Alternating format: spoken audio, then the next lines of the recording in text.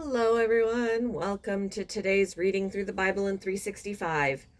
Today we are going to be focused on Exodus chapters 36, 37, and 38, and Matthew chapter 23, verses 1 to 22.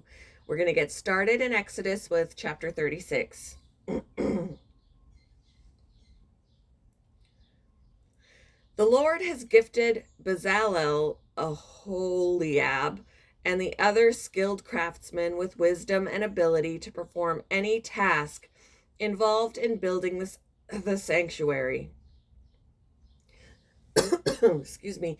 Let them construct and furnish the tabernacle, just as the Lord has commanded. So Moses summoned Bezalel and Aholiab, and all the others who were specially gifted by the Lord and were eager to get to work. Moses gave them the materials donated by the people of Israel as sacred offerings for the completion of the sanctuary. But the people continued to bring additional gifts each morning. Finally, the craftsmen who were working on the sanctuary left their work. They went to Moses and reported, "The people have given more than enough materials to complete the job the Lord has commanded us to do." So Moses gave the command, and this message was sent throughout the camp. "Men and women, don't prepare any more gifts for the sanctuary. We have enough." So the people stopped bringing their sacred offerings. Their contributions were more than enough to complete the whole project. The skilled craftsmen made 10 curtains of finely woven linen for the tabernacle. Then Bezalel decorated the curtains with blue, purple, and scarlet thread and with skillfully embroidered cherubim. All 10 curtains were exactly the same size, 42 feet long and 6 feet wide. 5 of these curtains were joined together to make one long curtain, and the other 5 were joined to make a second long curtain. He made 50 loops of blue yarn and put them along the edge of the last curtain in each set. The 50 loops along the edge of one curtain matched the 50 loops along the edge of the other curtain. Then he made 50 gold clasps, excuse me, and fastened the long curtains together with the clasps. In this way, the tabernacle was made of one continuous piece. He made 11 curtains of goat hair cloth to serve as a tent covering for the tabernacle. These 11 curtains were all exactly the same size, 45 feet long and 6 feet wide. Bezalel joined 5 of these curtains together to make one long curtain, and the other 6 were joined to make a second long curtain. He made 50 loops for the edge of each large curtain. He also made 50 bronze clasps to fasten the long curtains together.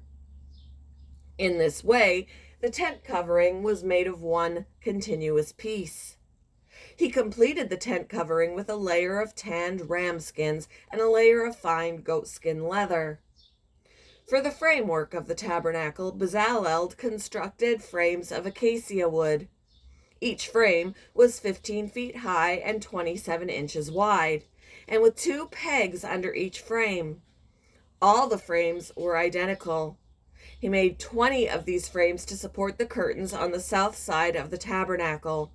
He also made 40 silver bases, 2 bases under each frame, with the pegs fitting securely into the bases. For the north side of the tabernacle, he made another 20 frames, with their 40 silver bases, 2 bases under each frame.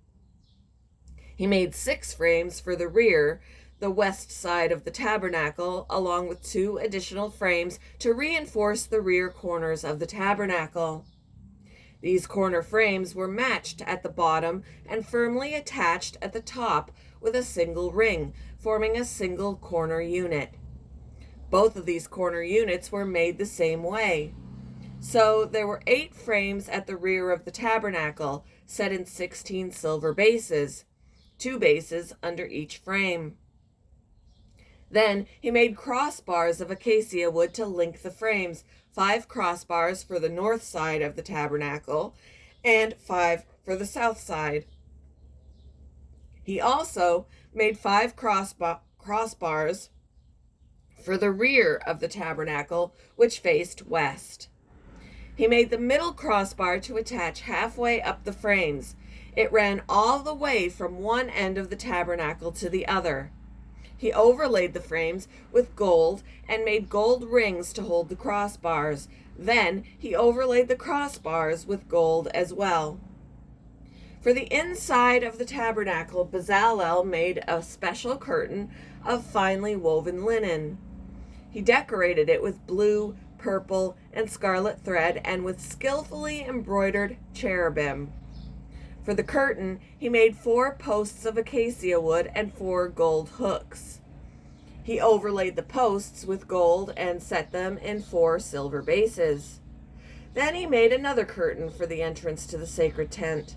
He made it of finely woven linen and embroidered it with exquisite designs using blue, purple, and scarlet thread. This curtain was hung on gold hooks attached to 5 posts. The posts, with their decorated tops and hooks, were overlaid with gold, and the 5 bases were cast from bronze. Sorry about the noise outside, guys. Chapter 37. Next, Bezalel made the ark of acacia wood, a sacred chest 45 inches long, 27 inches wide, and 27 inches high. He overlaid it inside and outside with pure gold, and he ran a molding of gold all around it. He cast 4 gold rings and attached them to its 4 feet, 2 rings on each side. Then he made poles from acacia wood and overlaid them with gold. He inserted the poles into the rings at the sides of the ark to carry it. Then he made the ark's cover, the place of atonement, from pure gold. It was 45 inches long and 27 inches wide. He made 2 cherubim from hammered gold and placed them on the 2 ends of the atonement cover. He molded the cherubim on each end of the atonement cover, making it all of one piece of gold. The cherubim faced each other and looked down on the atonement cover. With their wings spread above it, they protected it. Then Bezalel made the table of acacia wood, 36 inches long, 18 inches wide, and 27 inches high. He overlaid it with pure gold and ran a gold molding around the edge. He decorated it with a 3-inch border all around, and he ran a gold molding along the border. Then he cast 4 gold rings for the table and attached them at the 4 corners next to the 4 legs. The rings were attached near the border to hold the poles that were used to carry the table. He made these poles from acacia wood and overlaid them with gold. Then he made special containers of pure gold for the table, bowls, ladles, jars, and pitchers to be used in pouring out liquid offerings. Then Bezalel made the lampstand of pure hammered gold. He made the entire lampstand and its decorations of one piece: the base, center stem, lamp cups, buds, and petals. The lampstand had 6 branches going out from the center stem, 3 on each side. Each of the 6 branches had 3 lamp cups shaped like almond blossoms, complete with buds and petals. The center stem of the lampstand was crafted with 4 lamp cups shaped like almond blossoms, complete with buds and petals. There was an almond bud beneath each pair of branches where the 6 branches extended from the center stem, all made of one piece. The almond buds and branches were all of one piece with the center stem, and they were hammered from pure gold. He also made 7 lamps for the lampstand, lamp snuffers and trays, all of pure gold. The entire lampstand, along with its accessories, was made from 75 pounds of pure gold. Then Bezalel made the incense altar of acacia wood. It was 18 inches square and 36 inches high, with horns at the corners carved from the same piece of wood as the altar itself. He overlaid the top, sides, and horns of the altar with pure gold, and he ran a gold molding around the entire altar. He made 2 gold rings and attached them on opposite sides of the altar below the gold molding to hold the carrying poles. He made the poles of acacia wood and overlaid them with gold. Then he made the sacred anointing oil and the fragrant incense using the techniques of a skilled incense maker. Chapter 38. Next, Bezalel used acacia wood to construct the square altar of burnt offering. It was 7.5 feet wide, 7.5 feet long, and 4.5 feet high. He made horns for each of its 4 corners so that the horns and altar were all one piece. He overlaid the altar with bronze. Then he made all the altar utensils of bronze, the ash buckets, shovels, basins, meat forks, and fire pans. Next, he made a bronze grating and installed it halfway down the side of the altar, under the ledge. He cast 4 rings and attached them to the corners of the bronze grating to hold the carrying poles. He made the poles from acacia wood and overlaid them with bronze. He inserted the poles through the rings on the sides of the altar. The altar was hollow and was made from planks. Bezalel made the bronze wash basin and its bronze stand from bronze mirrors donated by the women who served at the entrance of the tabernacle. Then Bezalel made the courtyard, which was enclosed with curtains made of finely woven linen. On the south side, the curtains were 150 feet long. They were held up by 20 posts set securely in 20 bronze bases. He hung the curtains with silver hooks and rings. He made a similar set of curtains for the north side, 150 feet of curtains held up by 20 posts set securely in bronze bases. He hung the curtains with silver hooks and rings. The curtains on the west end of the courtyard were 75 feet long, hung with silver hooks and rings, and supported by 10 posts set into 10 bases. The east end, the front, was also 75 feet long. The courtyard entrance was on the east end, flanked by 2 curtains. The curtain on the right side was 22.5 feet long and was supported by 3 posts set into 3 bases. The curtain on the left side was also 22.5 feet long and was supported by 3 posts set into 3 bases. All the curtains used in the courtyard were made of finely woven linen. Each post had a bronze base, and all the hooks and rings were silver. The tops of the posts of the courtyard were overlaid with silver, and the rings to hold up the curtains were made of silver. He made the curtain for the entrance to the courtyard of finely woven linen, and he decorated it with beautiful embroidery in blue, purple, and scarlet thread. It was 30 feet long, and its height was 7.5 feet, just like the curtains of the courtyard walls. It was supported by 4 posts, each set securely in its own bronze base. The tops of the posts were overlaid with silver, and the hooks and rings were also made of silver. All the tent pegs used in the tabernacle and courtyard were made of bronze.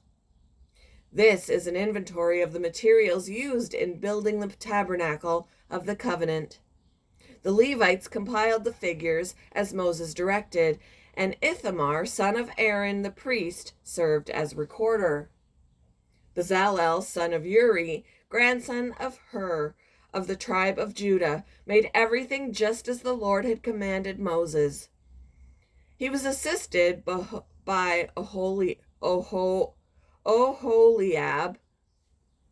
son of Ahisamach, of the tribe of Dan, a craftsman expert at engraving, designing, and embroidering with blue, purple, and scarlet thread on fine linen cloth. The people bought special offerings of gold totaling 2,193 pounds, as measured by the weight of the sanctuary shekel. This gold was used throughout the tabernacle. The whole community of Israel gave 7,545 pounds of silver, as measured by the weight of the sanctuary shekel. This silver came from the tax collected from each man registered in the census. The tax is 1 beka, which is half a shekel, based on the sanctuary shekel. The tax was collected from 603,550 men who had reached their 20th birthday. The 100 bases for the frames of the sanctuary walls and for the posts supporting the inner curtain required 7,500 pounds of silver, about 75 pounds for each base. The remaining 45 pounds of silver was used to make the hooks and rings and to overlay the tops of the posts. The people also brought as special offerings 5,310 pounds of bronze, which was used for casting the bases for the posts at the entrance to the tabernacle, and for the bronze altar with its bronze grating and all the altar utensils. Bronze was also used to make the bases for the posts that supported the curtains around the courtyard. The bases for the curtain at the entrance of the courtyard, and all the tent pegs for the tabernacle and the courtyard. Moving on to Matthew chapter 23, verses 1 to 22. Then Jesus said to the crowds and to his disciples, "The teachers of religious law and the Pharisees are the official interpreters of the law of Moses. So practice and obey whatever they tell you, but don't follow their example, for they don't practice what they teach. They crush people with unbearable religious demands and never lift a finger to ease the burden. Everything they do is for show. On their arms they wear extra wide prayer boxes with scripture verses inside, and they wear robes with extra long tassels. And they love to sit at the head table at banquets and in the seats of honor in the synagogues. They love to receive respectful greetings as they walk in the marketplaces and to be called Rabbi. Don't let anyone call you Rabbi, for you have only one teacher, and all of you are equal as brothers and sisters.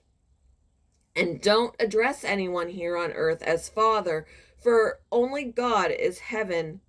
No, for only God in heaven is your Father. And don't let anyone call you teacher, for you have only one teacher, the Messiah. The greatest among you must be a servant, but those who exalt themselves will be humbled, and those who humble themselves will be exalted. What sorrow awaits you, teachers of religious law, and you Pharisees, hypocrites, for you shut the door of the kingdom of heaven in people's faces. You won't go in yourselves, and you don't let others enter either. What sorrow awaits you, teachers of religious law, and you Pharisees, hypocrites, for you cross land and sea to make one convert, and then you turn that person into twice the child of hell you yourselves are. Blind guides, what sorrow awaits you, for you say that it means nothing to swear by God's temple, but that it is binding to swear by the gold in the temple. Blind fools, which is more important, the gold or the temple that makes the gold sacred? And you say that to swear by the altar is not binding, but to swear by the gifts on the altar is binding. How blind! For which is more important, the gift on the altar or the altar that makes the gift sacred? When you swear by the altar, you are swearing by it and by everything on it. And when you swear by the temple, You are swearing by it and by God who lives in it.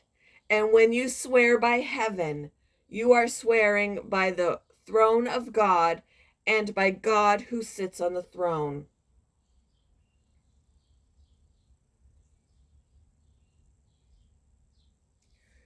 Thank you for joining me for today's reading through the Bible in 365. I hope you all have a wonderful Monday, and I will see you in the next one, guys. Bye.